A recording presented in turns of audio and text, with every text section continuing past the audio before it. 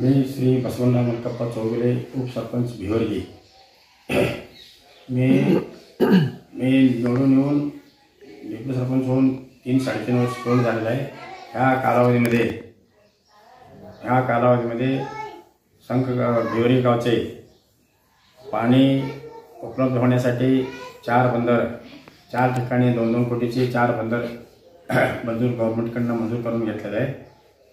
तसेच संघ ते भिवर्गी हा 8 दिवसापासून रस्ता पडलेला होता। ते रस्ता 3.5 कोटीचं कॉजवे सहित रस्ता डांबरीकरण खडीकरण हे कॉजवे सहित रस्ता हे पण मंजूर करून घेतलेला आहे।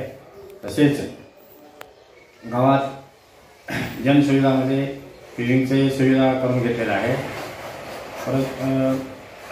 परत माननीय पडोळकर साहेबांच्याकडून सभा मंडप हे मंजूर करून घेतलेले आहे।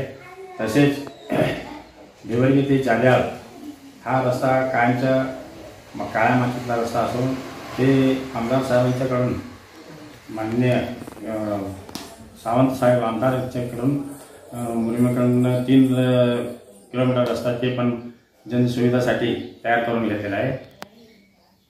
तसेच तीर्थयात्रेसाठी बिल्डिंग देवालयासाठी 15 लाखाचा ते यांच्या पडोळकर साहेबांच्या ह्याच्यामधून शिफारशीनुसार DPDC योजनेमधून ते पैसा घेतलेला आहे।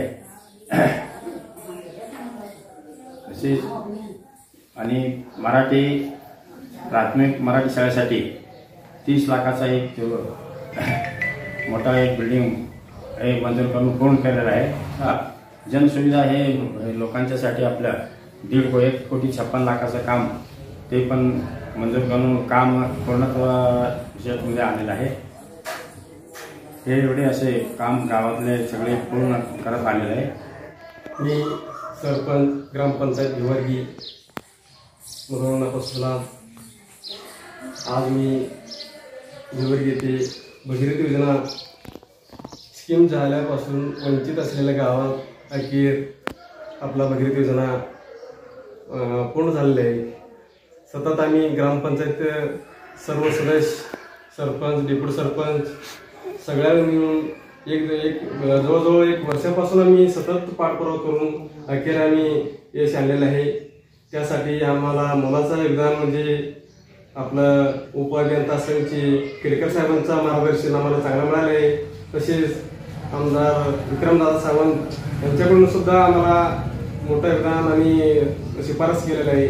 तसेच गोपीचंद पडळकर साहेबांनी तो सुद्धा आम्हाला या कामासाठी सतत प्रयत्न करून आमच्या गावासाठी योग्य ते निर्णय दोघांनी मिळून घेतलेले आहे। त्यासाठी तमाम गावाच्या वतीने त्या दोघांना व आपले अधीक्षक अभियंता सांगलीचे पेटकर साहेब यांनी पण आमच्या संपर्कात सारखा पाठपुरावा करून आम्ही सतत प्रयत्न करून आणि सगळं भगीरथी योजनेचे काम पूर्णत्वास आलेले आहे आणि आपल्या गावातली भगीरथी योजना चालू झालं आहे।